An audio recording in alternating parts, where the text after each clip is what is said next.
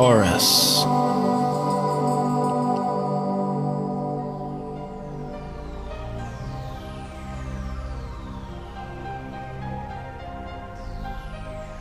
Well, Taurus, this is your astrological forecast for March 2016.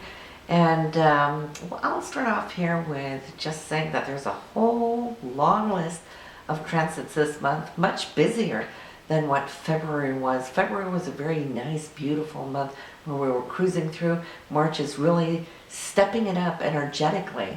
And your focus on your relationship this month here is going to be pretty deep, very, I won't say just compassionate, but really getting into the meat of your relationship, interacting with your significant other, bringing up to the surface those things that are truly, truly important to you, but also listening and taking in what is important to your partner so that you can make the correct actions here.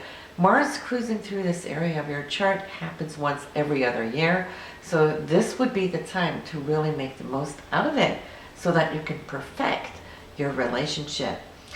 Venus and Mercury, they're cruising through your 10th house, so you're stepping it up here as far as your career in March.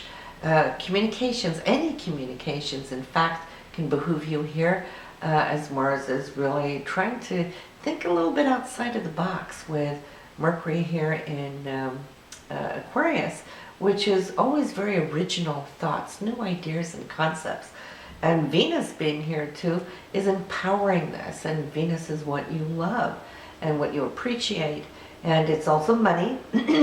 So you might find yourself maybe even having talks about how you can perhaps get a raise or expand and create more, generate more income. The Sun, the new moon, and Neptune is in your 11th house for social activity, interaction, making new friends and acquaintances, but also spending more time with the ones that you do have. And I'm feeling here that it could be something quite creative, perhaps, or also even spiritual. As I feel that the conversations that you might be having has to do with a little bit more of higher consciousness, but also creativity. And you might feel that you're attracting new people that represent these qualities, or maybe somebody with artistic qualities, because this can actually come to help you develop your own to a higher level. This new moon here, which will be March 8th, is not only a new moon where we put down our intentions and whatnot, but we have a total solar eclipse on the 8th. And I will be making a separate video just for the eclipses to give you more insight on that. But do know that your solar eclipse on the 8th will be in this area of the 11th house, hopes and dreams, and expanding your consciousness, also attracting new people into your life. And remember that solar eclipses is all about new beginnings, right? So pay attention, especially here on this date. Then we have Saturn. Saturn is going to go retrograde this month, not before the 25th though, and will be retrograde until that of August, 13th of August. So this being in your 8th house is representing a long-term transit of how you can integrate and secure and work your, not income, but your investments, your savings, and how you can come to secure it. Think in new terms, new ways for the long term, because being in the sign of Sagittarius, Sagittarius always have long-term plans in mind. So you might just feel here as we start off in March that straight through here, that of August, that you will be able to kind of really work and tweak and rework it so that by the time of autumn, you will feel pretty good and safe and secure with the choices that you're making. We have Pluto in your 9th house, long-term transit here, and this is the area where you're transforming.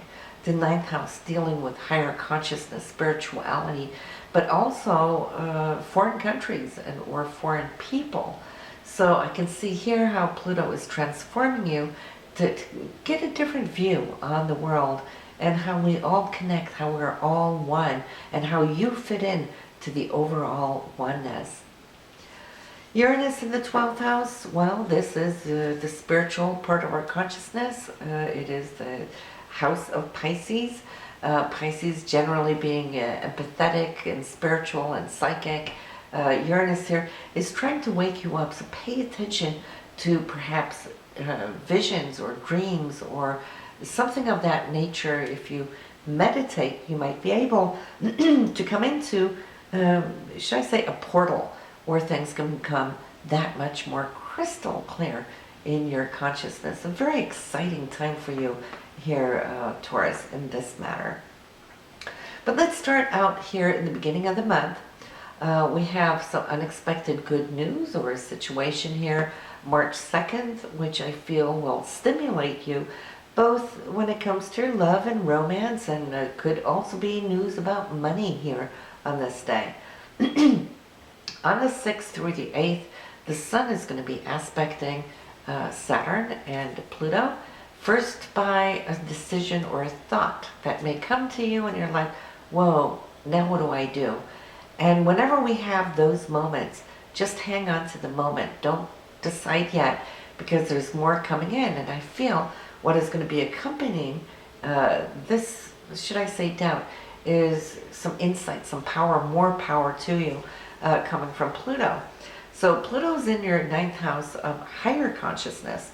So you might just feel that you're downloading or getting in touch with something that can become very transformative to you, because the hiccup is Saturn, which has to do with shared resources. So say between you and a partner, if something is coming up and you're discussing money matters, well, then you will have this inspiration that will come so that you can see, to derive at a higher perspective of how this may work out for you in a fair and balanced manner. On the 8th, the Sun, which is you, and Jupiter, which is everything that is so, should I say, genuinely given to you graciously from the universe, will be coming into the picture, and Jupiter is in your 5th house. So it has to do with love and romance, your partner, the Sun being in your 11th house for your hopes and dreams.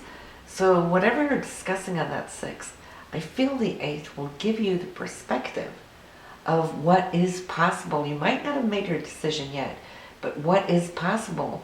So as you cruise between and onwards to the 14th or 15th, more and more is going to come in. I see how anything having to do with conversations is going to be extremely important, especially when it comes to documents and signing contracts and so forth. So work your way through it step by step, because we have Mercury first squaring off on your Saturn on the 14th. Venus and Mars are also squaring on each other. Venus and Mars will be between the 10th and the 7th house. So that's your partnerships, who you work with. It could be your significant other, but also then the 10th house of career. So it might be the way you work and how you work, and maybe how you spend your time with your partner or lack of it. So by finding that higher perspective, it's like climbing up on the mountaintop or up on top of that pyramid overlooking the valley. This allows you to see everything from A to Z. So you can carve out your navigation, where you're starting and where you're ending up, without getting lost down there amongst all those trees. This is where you're arriving at around the 16th. So I would say if you need to make decisions earlier in the month, and if you're not needing to be in a rush, take your time. On the 16th, we have a beautiful aspect here of Jupiter and Pluto. Jupiter will always be generous with you, even when she's retrograde like she is right now and will be to May 10th. But when Pluto is involved too, we're talking, Pluto is not only the point of transformation, Pluto also rules money or big money, and Jupiter is, you know, grandiose, right? So here I feel that you're coming to a place where you can secure the pathway for you, your loved ones, and also any opportunities coming at this point is perfect.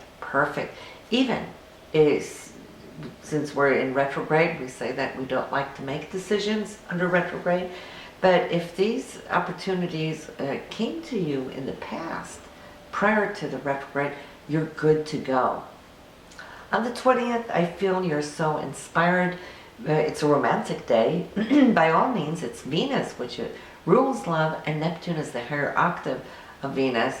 So put the two of them together in a conjunction, well, then we're just feeling our heart chakras opening up and blossoming. So that is wonderful. Then we have the 23rd, which is the partial lunar eclipse. And so, of course, the lunar eclipses is more the ending of old things, whereas the solar eclipses are new beginnings. So you might feel that this might be a little bit of an emotional day, looking at final endings of some sort. So for that reason, well, the 23rd, pay attention to where your heart and your spirit and your emotions are. That will give you an insight of what is taking place. And that would be for you here in the 6th house, where it's showing up having to do with daily routines. It might also be some fitness program that you've been working on that might end, maybe starting up on something else down the road, but you might feel that something is very conclusive at this point. The 24th, though, great news. Mercury is communication, Mars is action. We've got a trine. So here I see you being really busy, powering up to take charge of that new direction, and having support with those around you here on this day that can communicate good news. Jupiter and Saturn are at odds a little bit. They're square. And sometimes, you know, we have this feeling of situations or events in our life that are like totally push-pull. And that comes from these two, because Jupiter wants to expand, but Saturn has rings, right? So it kind of encloses us and holds us back. And so here's this touch and go.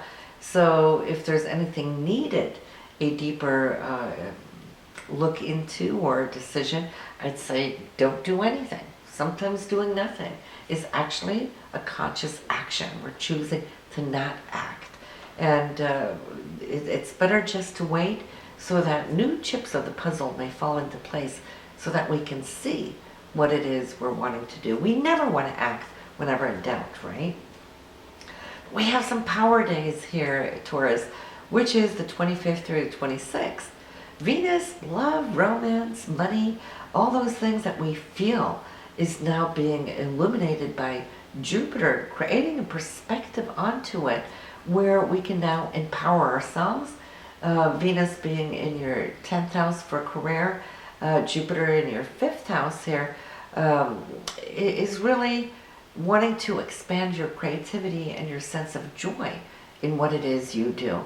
And I'm feeling that these two entities are now going to be expanding you into not just where you work or how you work, but the people that are going to be involved in this, because it's coming into that 11th house of social activity. So you might have to find the perfect balance between work and joy, so that it's not always either or, but where you can kind of blend and merge them. On the 26th, the Sun, that's you, Taurus, and Mars, drive and action. Also the men in your life, well, they are trying. And so this is a day to power up on new projects, things that you need to get done and followed up on. You can get a lot done of physical work on days like this, where at other times you might feel the need to procrastinate. You might see something you need to do and you just put it off. Well, on this day you can get a whole lot accomplished. And having joy with it too, because same day, Venus, your inner sense of self, it's your heart chakra, and Pluto, which is really dynamic, is getting into the big dig too. So between these two aspects here, if you have anything major needing to be focused on, circle the 26th for this. Also, I could feel it could be romantic, and in that case, it will be very passionate. Tons of passion here with Pluto and Mars, but both of them in good aspects, so that you can come to experience the heightened sense of those depths. And then here towards the end of the month, now we mentioned something earlier on where you might have had the need to kind of slow down before making a major decision. Then you work through it. And I feel the conclusion of this is going to show. It's going to surface there on the 29th, that you're going to feel a total sense of accomplishment, that you got exactly what it was you were hoping for to accomplish. So you're feeling good on the 29th, and on the 30th, you're going to be able to test this. How is it going to stand the waters, right? And I feel already on the 31st, well, here we got action. Mercury again coming in, and this is with Uranus. Uranus will always bring that wow factor, the unexpected, right? It's exciting energy, and it really has the power to really cut through. So here we see 3 Mercury aspects on the 29th, 30th, 31st. First, trining Saturn, which is good and secure. Then it's going to be tested by Pluto, and then you're going to feel where you're at, or you might have to take a stance to it. And then on the 31st, well, that's like the doors flinging open. So boom, boom, boom, there towards the end of the month. Mercury for you will be here in the sign of wanting to really root down what it is you've been working for. So I feel between career, but also with groups or people you work with in your career, they might just be key personnel for who you are communicating with at this time, and getting these things opening up, because Saturn's in your 8th house, having to do with money, security. Uranus is a 12th house, your intuition, where you're feeling you're being guided, and then Pluto being in your 9th house for higher consciousness. So all of these things will tie in to the very, very end of the month. So you might want to go listen to your partner's chart just to see what's coming up with these planets, all of these transits in his or her chart. And also you can get more insight on your own chart by listening to your moon and rising sign. So I'll see you next month there, Taurus. Have a good one.